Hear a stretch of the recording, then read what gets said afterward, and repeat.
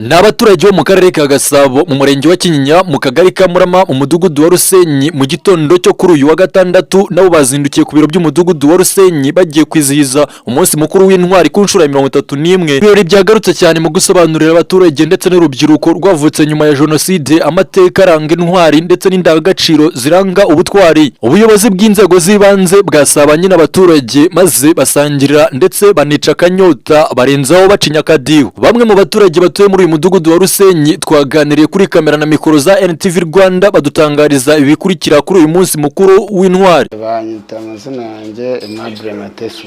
Umunsi w'intwari buriya ni izina rikomeye cyane, ni ingabo zitangiye igihugu nta kintu zitakoze.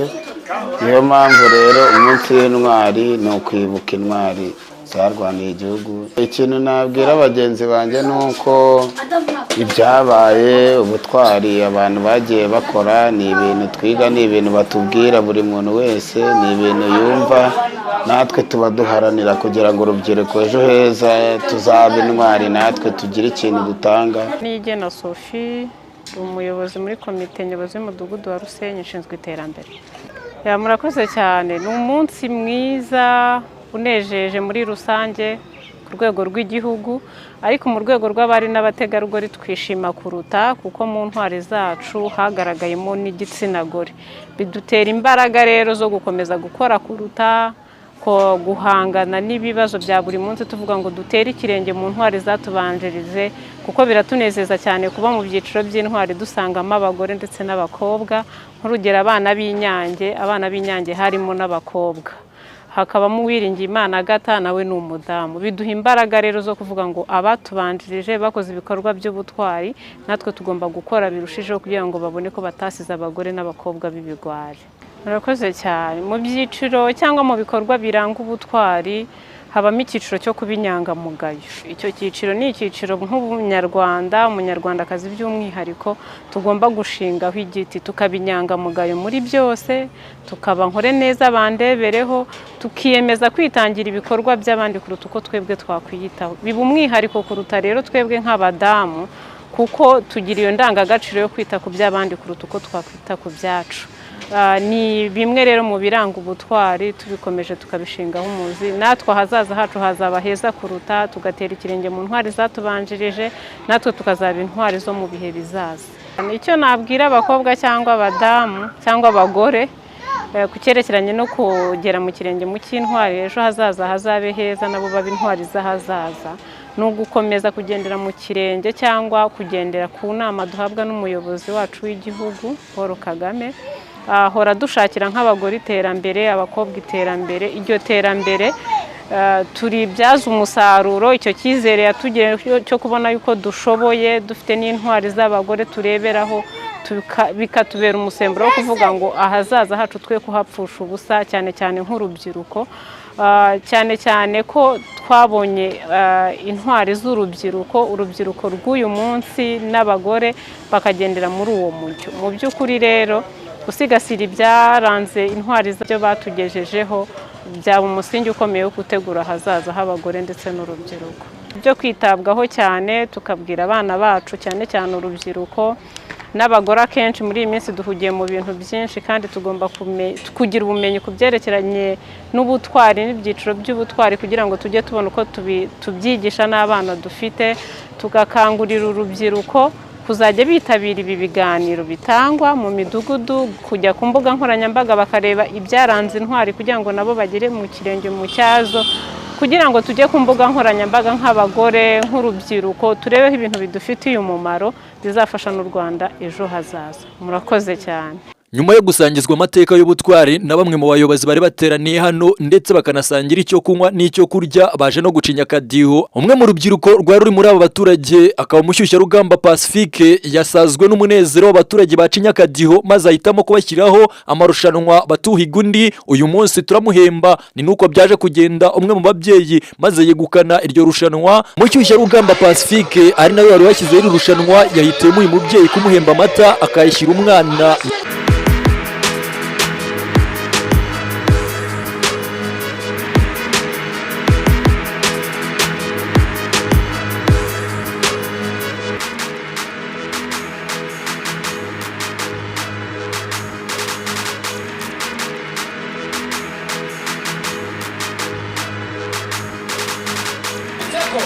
icyo kunywa agakuba ari amakarita ateretse hariya icyo kunywa ni munange ahubwo turashaka kumenya ngo ese nuraza kuba uwa mbere ugomba kuza mu munsi w'intwari ndamuretse gatoya uwa kane ababyemeza murazamura amaboko turareba ubwinshi bw'abantu ni umwanya wa kane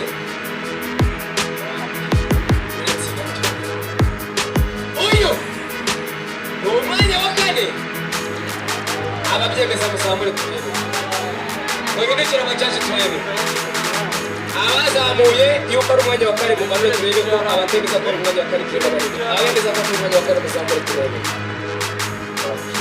umwanya wa kane twamaze kuwutsindira felicitasiyo kandi yitabiriye yakoze neza mu mumbere amashyi menshi yesi ubaho ngaho ntabwo birangiye ugomba kugenda ufite n'akantu ko kunywa yesi uretse gato niko nabaye niko mwabaye namwe yesi twagiye umwanya wawe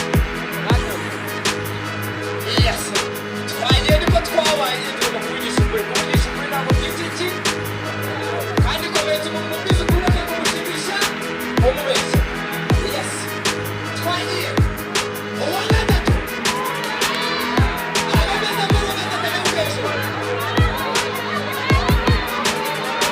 yesi uretse gatoya ubyumve neza twahere ku mwanya wa kane tujya imbere nta mwanya wa nyuma yaho tugeze ku mwanya wa gatatu tuvuye ku mwanya wa kane tugeze ku mwanya wa gatatu uyu nguyu ku mwanya wa gatatu abemeza ko uwa gatatu muzamure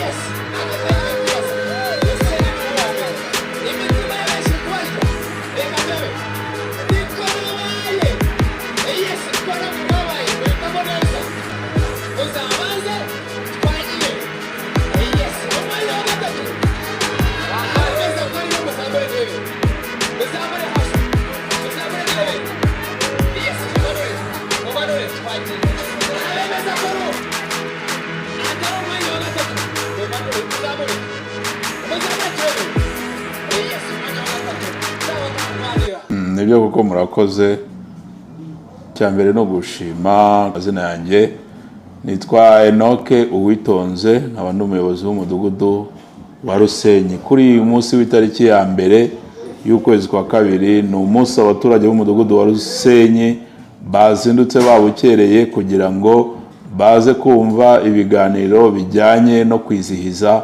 umunsi mukuru umunsi w'intwari z'igihugu cyacu cy'u Rwanda mu by'ukuri nk'uko mwabibonye abaturage b'umudugudu wa Rusenyi bitabiriye kuri byinshi baza kugira ngo bumve ikiganiro twabahaye ibiganiro twabagejejeho bijyanye n'ubutwari bwaranze igihugu cyacu cy'u Rwanda ubutwari bwaranze ingabo z'igihugu cyacu abaturage rero bari babyishimiye bishimye cyane cyo warumbaje rero kigendanye n'urubyiruko urubyiruko narwo rwari rwitabiriye ruza kumva twebwe ntabwo twigeze tumenya urugamba rwo kuboza igihugu cyacu abenshi bavutse nyuma ya jenoside ariko mu by'ukuri urubyiruko rwitabiriye kandi rwari rufite ishyaka n'inyota byo kugira ngo nabo bumve koko ese byagenze gute kugira ngo abana b'u Rwanda ingabo z'u Rwanda zishobore guhaguruka ndetse no kurwanirira igihugu cyacu cy'u Rwanda